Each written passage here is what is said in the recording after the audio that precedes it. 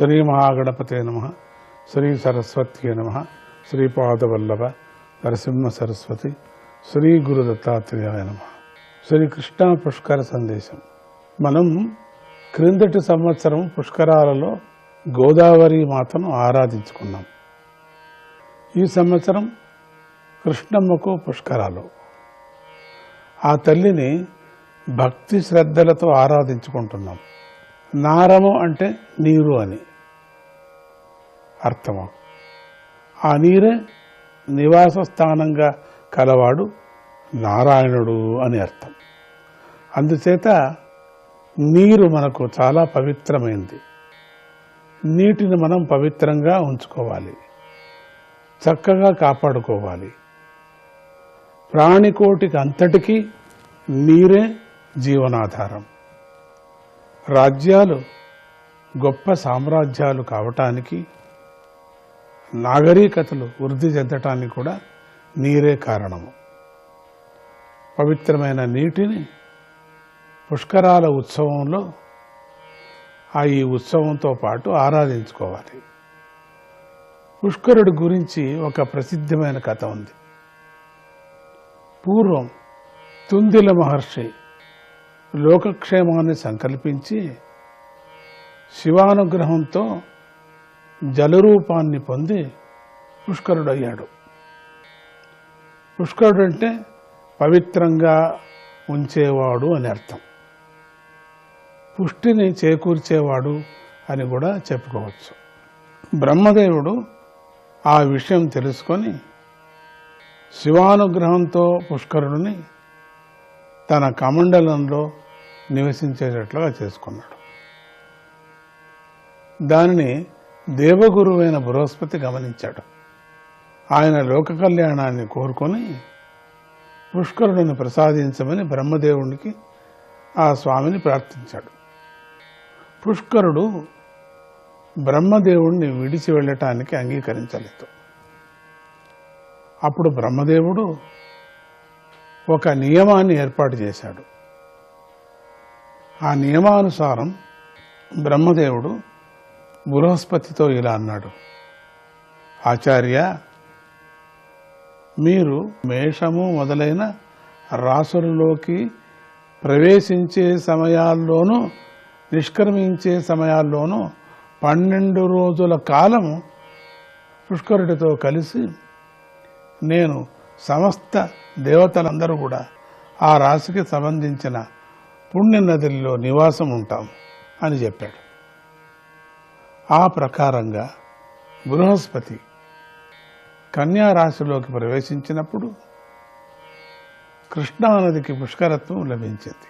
ఇప్పుడు కృష్ణమ్మకు పుష్కర మహోత్సవాలు.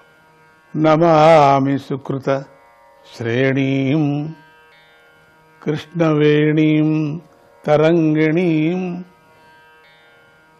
యద్వీక్షణం కోటి జన్మ కృత దుష్కర్మ శిక్షణం. కృష్ణానది పుణ్య పరంపరలు కలది. కృష్ణానదిని చూస్తే చాలు కోటి జన్మల్లో చేసినటువంటి పాపాలు నశించిపోతాయి. అటువంటి ఓ కృష్ణవేణి నదీమ తల్లి, నీకు నమస్కారం. దత్తస్వామికి ఎంతో ఇష్టమైన సహ్యాద్రి పర్వతాల్లో కృష్ణవేణమ్మ జన్మించింది. హరిహరుల కలయికతో అవతరించింది. ఆ కృష్ణమ్మ పుట్టుకకు సంబంధించిన కథను మనం తెలుసుకుందాం. పూర్వము సహ్యాద్రి పర్వతం పైన బ్రహ్మదేవుడు ఒక యజ్ఞం చేయాలనుకోగా విష్ణువు, శివుడు, దేవతలందరూ వచ్చారు. కానీ సమయానికి సరస్వతీదేవి రాలేదు. అప్పుడు విష్ణువు మొదలైన దేవతలు మీ రెండవ భార్య అయిన గాయత్రీదేవిని పెట్టుకొని యజ్ఞం చేయమని చెప్పగా బ్రహ్మదేవుడు యజ్ఞం మొదలుపెట్టాడు. అంతలో సరస్వతీదేవి ఎక్కడికి వచ్చింది. జరుగుతున్నటువంటి యజ్ఞాన్ని చూసి కోపించింది. దేవతలందరినీ నదులుగా పుట్టమని శపించింది. ఆ శాప కారణంగా విష్ణువు కృష్ణగాను, శివుడు వేణిగా, బ్రహ్మ కకుద్మతిగా రూపొంది నదులయ్యారు. ఒకటిగా కలిసి సహ్యాద్రి పర్వతాల నుండి ప్రవహించారు. విష్ణువు సహ్యాద్రి పైన అశ్వత్థ రూపంలో ఉన్నాడు కదా, ఆ చెట్టు వేరు నుండి కృష్ణ పుట్టి ప్రవహించింది. ఆ పర్వత ప్రదేశంలోనే శివుడు ఉసిరిక చెట్టు రూపంలో ఉన్నాడు. శివుడు ఆ చెట్టు వేరు నుండి వేణి నది పుట్టి ప్రవహించింది.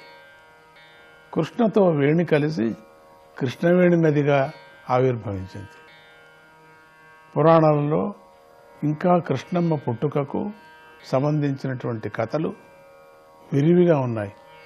ఎన్నో పురాణాల్లో చెప్పుకొని వచ్చింది. కృష్ణమ్మకు దత్తాత్రేయ స్వామికి అవినాభావ సంబంధం ఉంది.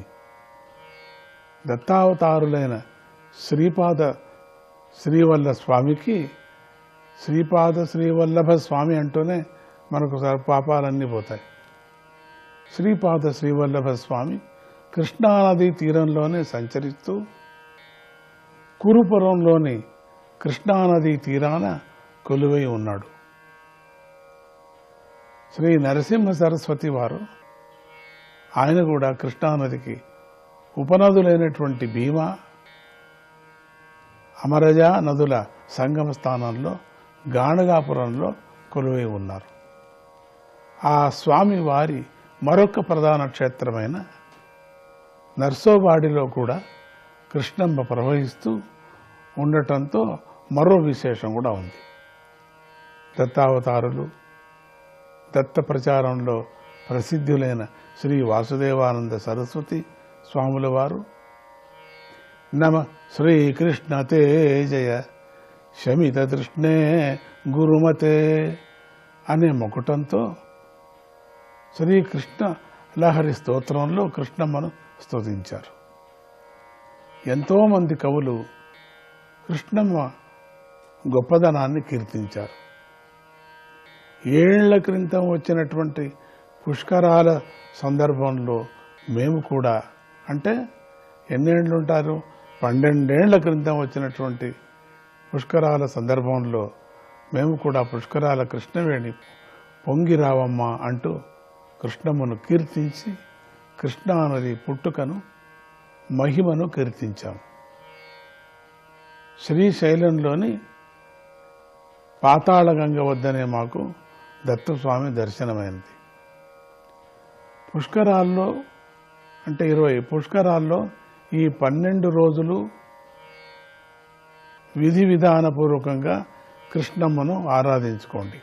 ఈ పుష్కర సమయంలో పాపాలు నశింపజేసుకొని పుణ్యాన్ని మూటగట్టుకోండి. గంగమ్మ విష్ణువు యొక్క పాదాల నుండి పుట్టి మోక్షాన్ని ప్రసాదిస్తుంటే కృష్ణమ్మ సాక్షాత్తు విష్ణు దేహోద్భవం అయినటువంటి అలరారుతోంది. కనుక కృష్ణవేణమ్మ మహిమ వర్ణలకు అందరూ కూడా మహిమాన్వితమైనటువంటి ఆమె లీలలు మనకు అందవు. అందుకొని ఎంత మనకు అందుకోవాలి కదా. కృష్ణ తరంగ సంభూత పవన స్పర్శ మాత్రత నిర్ధూత పాతక సర్వే జనా విష్ణుపదం యయుః. నిర్ధూత పాతక సర్వే జనా విష్ణుపదం యయుః. కృష్ణానదీ తరంగాల మీద గాలి సోకితే చాలు పాపాలు నశించి జనులు విష్ణులోకాన్ని పొందుతారు. పుష్కర సందర్భంగా కృష్ణమ్మను ఆరాధించండి. చక్కగా నదీ స్నానం చేయండి. మీ యొక్క మాతాపితృ వంశాలు 21 తరాల వారు తరిస్తారు. మహారాష్ట్ర, తెలంగాణ, కర్ణాటక, ఆంధ్రప్రదేశ్ రాష్ట్రాల్లో ప్రవహించే హంసల దీవిలో సముద్రంలో కలిసేటువంటి కృష్ణానది అన్నదాతలైన రైతులను, ప్రజలను అందరినీ కూడా పాడి పంటలతో చల్లగా చూడాలని ప్రార్థిస్తూ స్నానాలు చేయండి. కృష్ణమ్మ అనుగ్రహం అందరికీ లభించుగా కానీ ఆశీర్వదిస్తూ జయ గురుదత్త, శ్రీ గురుదత్త.